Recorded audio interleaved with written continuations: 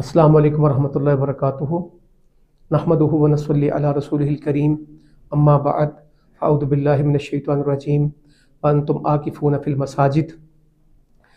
अल्लाह ताला का शुक्र है कि 2 अशरे मुकम्मल होने लगे हैं रमज़ानुल मुबारक के, और आज की रात पहली ताक रात है। लाखों मुसलमान एतकाफ़ में बैठेंगे और एतकाफ़ का हुक्म और उसका इरशाद अल्लाह ताला ने कुरान मजीद में फरमाया कि तुम मसाजिद में एतकाफ़ करो। जब तुम्हें एतकाफ़ करना हो तो मस्जिद में एतकाफ़ करोगे। तो ये वो लोग हैं जो अपना सारा कुछ कारोबार, घर बार, सारी चीज़ें छोड़ के मस्जिद में आके मोतक़िफ़ हो जाते हैं और सिर्फ अल्लाह को याद करते हैं, कोई काम नहीं करते। तो आज की रात को आ जाएंगे मगरिब से पहले, और इंशाअल्लाह कल फजर के बाद अपने खैमों में दाखिल होंगे। रात को क़याम किया करेंगे, दिन को इबादत किया करेंगे। नबी सल्लल्लाहु अलैहि वसल्लम ने हमेशा एतकाफ़ किया। ऐसा भी हुआ कि पूरा माह एतकाफ़ किया, एक अशरा, फिर कहा कि अभी वो जिसके हसूल के लिए हम आए थे वो मिली नहीं, फिर आखिरी अशरे में कहा कि ताक रातों में इसको तलाश करें। तो एतकाफ़ का बुनियादी मकसद ये है कि हम लैलतुल क़द्र को तलाश करें।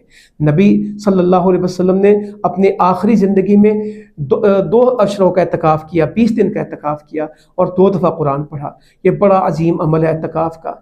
नबी करीम सल्लल्लाहु अलैहि वसल्लम खुद भी एतकाफ़ करते, अपने घर वालों को एतकाफ़ के लिए कहते, उम्महातुल मोमिनीन के खैमे एतकाफ़ के लिए लगते। नबी सल्लल्लाहु अलैहि वसल्लम इस अशरे से पहले अपनी कमर को कस लेते, इबादत के लिए तैयार हो जाते, खुद जागते, अपने घर वालों को जगाते और कमर बस्ता हो जाते। बड़ी मेहनत करते। अम्मा जी आयशा रज़ियल्लाहु अन्हा फरमाती, जितनी मेहनत इस अशरे में करते थे आम दिनों में किसी और में इतनी मुशक्क़त नहीं करते थे। तो अल्लाह ताला हमें तौफ़ीक़ अता फरमाए कि हम भी इन रातों में, इन दिनों में, इन आखिरी अशरे को से मुस्तफ़ीद हो जाएँ। बड़े कीमती दिन है। एक लैलतुल क़द्र 1000 महीनों से अफसल है। इन्ना अंज़लनाहु फ़ी लैलतिल क़द्र वमा अदराका मा लैलतुल क़द्र लैलतुल क़द्र खैरुम मिन अल्फ़ि शहर। ये 1000 महीनों से अफसल है। नबी सल्लल्लाहु अलैहि वसल्लम फरमाते हैं इस रमज़ान में एक रात है जो 1000 महीनों से अफसल है, और जो इसकी खैर से महरूम रह गया वो हर खैर से महरूम रह गया। तो मैं खुश आमदीद कहता हूँ लोगों को जो एतकाफ़ के लिए तशरीफ़ लेके आएंगे, अपनी सारी आसाइशें, घर बार, चीज़ें छोड़ के मस्जिद में आके खैमे में बैठ जाएंगे। अल्लाह ताला उनके आने को कबूल करे।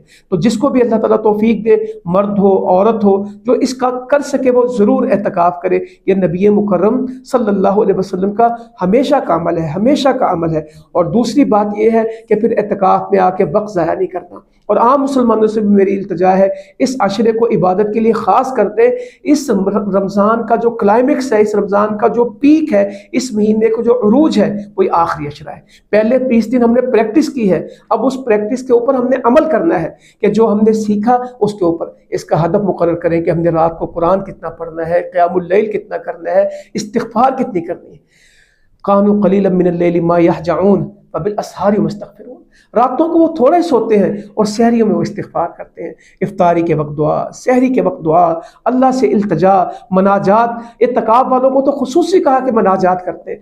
नबी सल्लल्लाहु अलैहि वसल्लम ने लैलतुल क़द्र में नमाज पढ़ाई, कीचड़ के अंदर, गारे के अंदर आप सजदा कर रहे थे। अल्लाह ने हमें बहुत सहूलतें अता फरमाई हैं। हक़ ये है कि हम इसका फ़ायदा उठाएं। तो मैं मरकज़ कादसिया के प्लेटफॉर्म से उन सब लोगों को दावत देता हूँ जो यहाँ एतकाफ़ के लिए आए हैं। एतकाफ़ एक अशरे का मस्तून है, मगर जो जितना भी एतकाफ़ कर सके उसके ऊपर क़ैद नहीं है। पूरे साल में किसी वक्त में भी एतकाफ़ किया जा सकता है, मगर नबी सल्लल्लाहु अलैहि वसल्लम का एतकाफ़ इस अशरे के साथ ख़ास था। अल्लाह ताला एतकाफ़ करने वालों के एतकाफ़ को कबूल फरमाए, इसकी इबादतों में बरकत अता फरमाए, इसकी रातें हमारे लिए बख्शिश की रातें बना दे, इसके रोज़े हमारा निजात का सबब बन जाए। अल्लाह ताला हमें अपने पसंदीदा हिदायत याफ्ता बंदों में शामिल कर ले। जज़ाकुमुल्लाह खैरा।